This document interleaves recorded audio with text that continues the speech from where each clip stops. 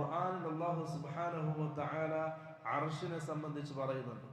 3 വിശേഷണങ്ങൾ. ഒന്ന്, ഫതആല അല്ലാഹുൽ മലിക്കുൽ ഹഖ് ലാ ഇലാഹ ഇല്ലാ ഹുവ റബ്ബുൽ അർശിൽ അദീം. അല്ലാഹു വലിയ മഹത്തായ ആ അർശിന്റെ റബ്ബാണ് അല്ലാഹു. മറ്റൊരു സ്ഥലത്ത് റബ്ബുൽ അർശിൽ കരീം, എന്നുവെച്ചാൽ ഉന്നതമായ സ്ഥാനമുള്ള അർശ്. അപ്പം അദീം എന്ന വിശേഷണം അല്ലാഹു നൽകിയിട്ടുണ്ട്. കരീം എന്ന വിശേഷണവും അർശിന് അല്ലാഹു ഖുർആനിൽ നൽകിയിട്ടുണ്ട്. മൂന്നാമത്തത് അൽ അർശുൽ മജീദ്, ദുൽ അർശിൽ മജീദ്. മജീദ് എന്ന് പറഞ്ഞാൽ ഉന്നതമായ സ്ഥാനം.